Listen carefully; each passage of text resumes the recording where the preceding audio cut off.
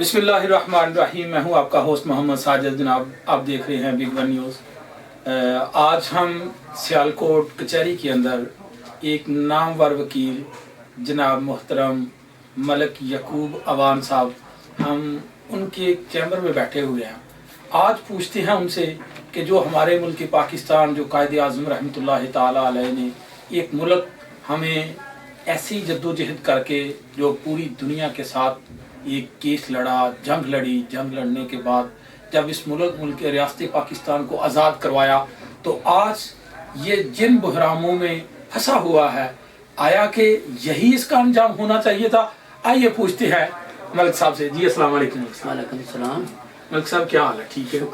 मलिक साहब, आज आप हमारे नाज़रीन को बताइए कि ये जो मुल्क के इस वक्त हालात बने हुए हैं, इसका ज़िम्मेदार कौन है, और ये आया कि पाकिस्तान इसीलिए बना था कि इन हालात में जाके फंस जाए, आगे बंद गली आ जाए, लोगों को रास्ता नज़र ना आए। बिस्मिल्लाहिर्रहमानिर्रहीम। पाकिस्तान नज़रिया की बुनियाद पर मार्ज़ वजूद में आया, वो है नज़रिया पाकिस्तान।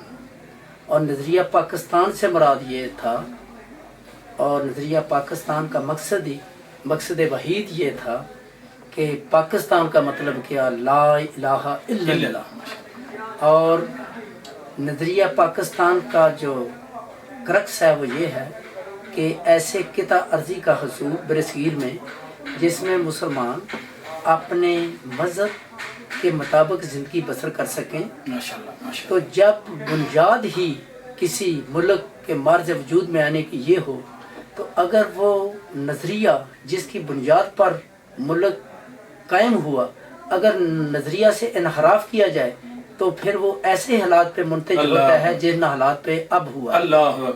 नंबर 2, हमारे मुल्क में सियासी इंतशार, अदम इस्तेहकाम ने मुआशी इस्तेहकाम और अखलाकी अक़दार का जनाजा निकाल दिया हुआ है। और सूरत हाल ये है कि तमाम सियासी जमातें मुख्तलिफ अदवार में उन्होंने इस मुल्क के अजीज़ पे हुकूमत की है। मुस्लिम लीग ने भी हुकूमत की है, पीपल्स पार्टी ने भी हुकूमत की है, और पीटीआई भी है। ये सारी जमातों ने इस मुल्क पे किसी न किसी तरीके से हुकूमत की है। बाद दफ़ा मखलूक हुकूमतें कायम हुई, ये कोई नहीं कह सकती सियासी जमात कि हम तो इसका हिस्सा नहीं है। तो अब ये सियासी शख्सियात हैं, सियासी पार्टियों के जो अरबाब बस्तो किशाद हैं, वो अपने आप को बरी ज़ुबान नहीं कर सकते इस सूरत हाल से। और हर एक ने अपने दौर में सिर्फ कोशिश ये की कि वो किस तरह अपने मफादात से अपना मफादात उठाते हैं। उन्होंने ये ना देखा कि किस तरह वतन अजीज़ मुस्तहकम होता है। खुद गर्जी और अपने मफादात ने इस हद तक पहुँचा दिया है कि अब वतन अजीज़ ऐसे नज़र आता है कि जैसे मुआशी लिहाज से, सियासी लिहाज से और तमाम अखलाकी अक़दार के लिहाज से ये ख़तरनाक दहाने पे खड़ा है। और ये लम्हा फ़िक्रिया है तमाम सियासी जमातों को यकजान होकर और एक ऐसी क़यादत फराहम करनी चाहिए कि जिसका मकसद सिर्फ वतन अजीज़ का इस्तेहकाम हो। अगर अपने अपने लिहाज से ये कोशिश करते रहे तो हालात ये हैं, ये तमाम सियासी जमातों, अब वक्त आ गया है कि तमाम सियासी जमातें सिर्फ वतन अजीज़ के इस्तेहकाम के लिए वतन अजीज़ को ये अक़वाम आलम में उस मकाम पर खड़ा करना चाहिए इनको कि जिसका ख्वाब इल्लामा इक़बाल ने देखा था और जिसकी तबीर जनाब कायद मोहम्मद अली जिन्ना ने की थी। तो ये महंगाई, ये IMF से कर्जे की ये किस्तें, और मैं कहता हूँ हमारे मुल्क के अंदर इतनी जरहेज़ी है, इतने वसाइल हैं कि हमें किसी से कर्जा लेने की ज़रूरत नहीं है। और पाकिस्तान का एक बंदा जो था उसने इतना اس میں ترکی کے ایک ڈونیشن میں اس نے اتنی رقم دی ہے کہ وہ ہی سارے قرضے ادا کر سکتا تھا. تو میں کہتا ہوں کہ ہمارے لوگ ایک صحیح قیادت کے منتظر ہیں. قیادت کا فقدان ہے. قیادت اگر صحیح ہو تو ہم اپنے پاؤں پہ خود کھڑے ہو سکتے ہیں. کہیں سے قرضے لینے کی ضرورت نہیں، کوئی ایسی بات نہیں. سارے لوگ اپنے پیٹ کاٹ کر ملک کا قرضہ اتارنے کے لیے تیار ہوں، لیکن کوئی ہو تو صحیح مسیحا. بے شک کوئی شک نہیں ہے. تو ایسے حالات میں میرا پیغام ہے عوام کو کہ ایسی پارٹی کو اپنے اندر سے ایسی قیادت ابھاریں، اپنے اندر سے ایسی قیادت اوپر لے کر آئیں جو کہ دینی قوتوں پہ مبنی ہو. جب تک دینی قوتیں اور جن کے دل میں خوف خدا ہو وہ اوپر نہ آئیں، اس وقت تک پاکستان ترقی نہیں کر سکتا. اور جو اپنے مفادات یا بیرونی ملک کے بیرونی ممالک کے ایجنڈوں پہ کام کرتے ہیں وہ ملک کو اس بمبر سے نہیں نکال سکتے. ملک کو بمبر سے نکالیں گے جو ہماری خود قیادت اندر سے جو پاکستانی قیادت ہے وہ اٹھے گی. اور اس کی سربراہی دینی جو قوتیں ہیں وہ کریں، اور جن کے اندر خوف خدا ہو، جن کے اندر یعنی حب الوطنی ہو. تو یہ میرا پیغام ہے. میرے اندر یہ میرے دل کی خواہش ہے، یہ میرے خیالات کا تخیل ہے، یہ میرے اندر کا ایک آواز ہے. ساری قوم من حیث القوم کھڑی ہو جائے اور ایسے سیاستدانوں کو جو کہ خود غرض ہیں اپنے آپ کے مسترد کر دیا، ان کو مسترد کر دیں.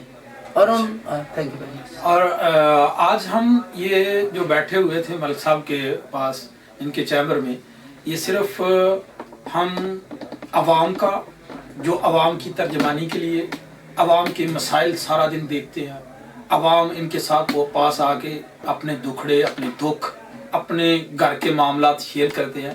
ان کو ہم سے بہت زیادہ بہتر پتہ ہے کہ عوام اس وقت کس حالات میں ہے. تو ہمارے ملک کے حکمران، سیاستدان اپنی عیاشیاں، اپنی تماش بینیاں ان کے اندر پڑے ہوئے ہیں، لیکن کسی کو کچھ خدا کا خوف نہیں ہے. عوام کل کی بات ہے کہ یہ ہمارے قریب سمبڑیال کے نہر کے اندر 2 بچے، معصوم بچے اپنے ساتھ لے کر ایک باپ چھلانگ لگا کر نہر کے اندر اس نے خودکشی کر لی.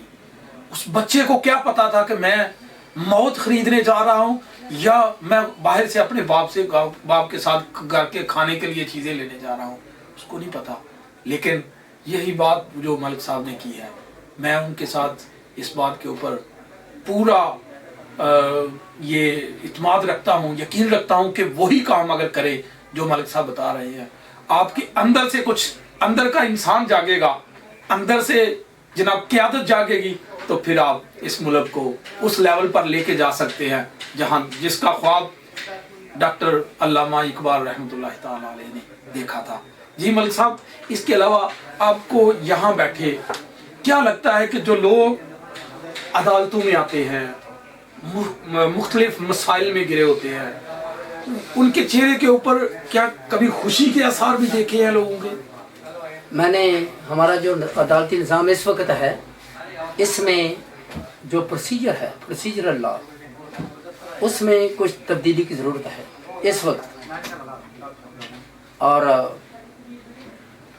پھر اس میں کوئی جو مصالحتی کردار ہے مختلف لوگوں کا، ان کو کردار ادا کرنا چاہیے تاکہ کم از کم لوگ جو ہیں وہ عدالت میں آ کر اپنی داد رسی حاصل کریں. مصالحتی لیول پہ، گاؤں کے لیول پر یا عدالت میں جو سسٹم انہوں نے مصالحتی جائر کیا ہے اس کو تقویت دینی چاہیے، اس پہ زور دینا چاہیے. اور زیادہ کیسز ایک تاریخ پیشی پر ہی ختم ہو سکتے ہیں اگر مصالحت کا کردار صحیح طرح ادا کر دیا جائے، عدلیہ اپنا کردار ادا کرے کہ جو مصالحتی کارروائی ہے اس کو مضبوط کیا جائے اور ایک ہی دن میں اس کا فیصلہ ہو سکتا ہے. جو ہمارا جو پروسیجر ہے وہ پروسیجر ہمیں مجبور کرتا ہے کہ ہم یہ پروٹیکٹڈ ٹرائل کی اگونی فیس کریں. کئی سال جناب لوگ کچہریوں کے چکر، عدالتوں کے چکر لگاتے. بعض اوقات تو ایسا ہوتا ہے کہ لوگ ایک نسل در نسل وہ کیس جو نہ لڑتے رہتے ہیں. بلکہ بعض دفعہ ایسا ہوتا ہے کہ اگر دادا کیس کرتا ہے تو جو پوتا ہے وہ اس کا فروٹ حاصل کرتا ہے یا اس کا پوتا جو ہے اس سے محروم ہوتا ہے.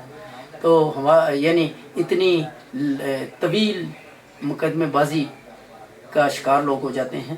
ہمیں سب کو وکلا کو جو اداروں کو رسالتی کردار ادا کرتے ہیں, عدلیہ کو, اور بھی جو ایگزیکٹو لوگ ہیں ان کو چاہیے کہ یہ معاملہ چھوٹا سا معاملہ ہوتا ہے کیونکہ بہت زیادہ پھیل جاتا ہے. اس کے علاوہ یہ قتل و غارت کی جو یا لڑائی جھگڑے یا ڈکیتیاں جو ہیں ان کے جو مسائل پیدا ہو رہے ہیں صرف اس لیے پیدا ہو رہے ہیں کہ قتل و غارت کو پہلے ہی روکا جا سکتا ہے.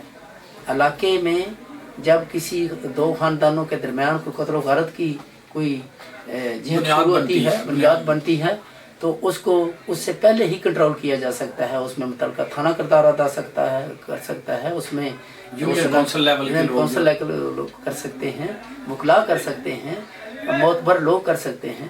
تو اگر وہ سارے کردار ادا کریں, کم از کم یہ قتل و غارت کی جو ایک وادی ہے اس کو اس میں اس سے بچایا زیادہ سے زیادہ کنٹرول کیا جا سکتا ہے. اور یہ بیسک ہے. اس کے علاوہ یہ چھوٹے چھوٹے مسائل ہیں, یہ چھوٹے چھوٹے مسائل بڑھ کر یہ پھر قتل و غارت تک پہنچتے ہیں.